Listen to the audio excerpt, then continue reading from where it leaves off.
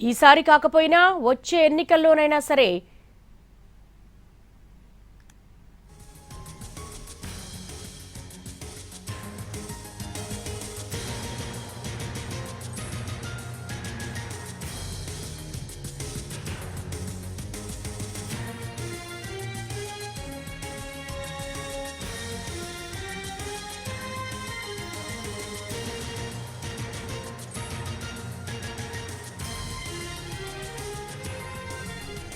గత ప్రభుత్వం కనీసం సమస్యలు విన్న పరిస్థితులు కూడా లేవు. సరైన రహదారి లేకుండా గిరిజనులు ఇబ్బంది పడుతుంటే చూసి తట్టుకోలేకపోయారన్నారు.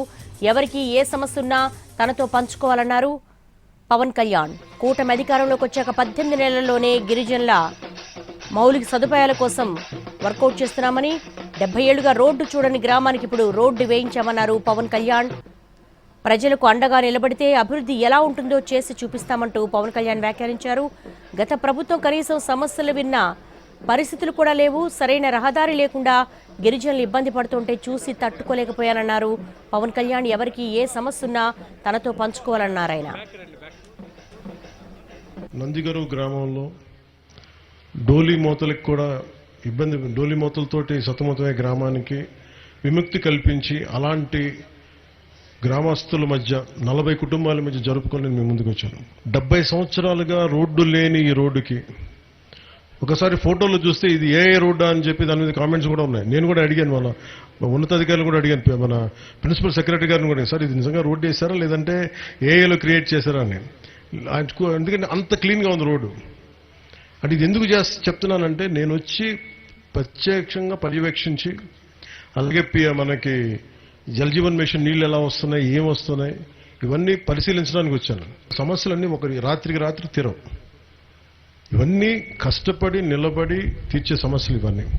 ఇదే నిధులు ఇంతకుముందు కూడా ఉన్నాయి ఇదే నిధులు. ఎందుకు వేయలేకపోయారంటే ఆ డబ్బులు వాళ్ళు ఏం చేసుకున్నారో మనకు తెలియదు. మీకే వాళ్ళ నాయకులు ఎప్పుడు రోడ్ల మీదకి వస్తే అడగండి. వాళ్ళు 5 సంవత్సరాలు ఉన్నారు. ప్రజల సమస్యలను కష్టాలను తీర్చేందుకు కూటమి సర్కారు ఉందని డిప్యూటీ సీఎం పవన్ భరోసా కల్పించారు. వీబీజీ రామ్జీ పథకం నిధులతో 100 కొత్త ఫలం రోడ్డుకు అనుమతికి ఇచ్చారు. గిరిజన ప్రాంతాల అంగన్వాడీలు, స్కూల్స్ నిర్మిస్తామని హామీ ఇచ్చారు. కనీస వసతులు, కనీస రోడ్లు, మీరు దారి పొడవునా నాకు వచ్చేది డ్రైనేజ్ సమస్యలు ఉన్నాయి, స్కూళ్ళ సమస్య ఉంది, లేదంటే స్కూల్ బిల్డింగ్లో సమస్యలు ఉన్నాయి, లేదంటే అంగన్వాడీ సెంటర్స్ సమస్యలు ఉన్నాయి, అలాగే కూర్చోబెట్టి పెన్షన్స్ సరిగ్గా కొంతమందికి రావట్లేదు. ఇవన్నీ కూడా ఎప్పటికప్పుడు అధికారుల చేత సమీక్షలు జరుపుతూ మీ సమస్యని తీర్చడానికి అనుక్షణం మేము పనిచేయడానికి మేము సంసిద్ధంగా ఉన్నాం.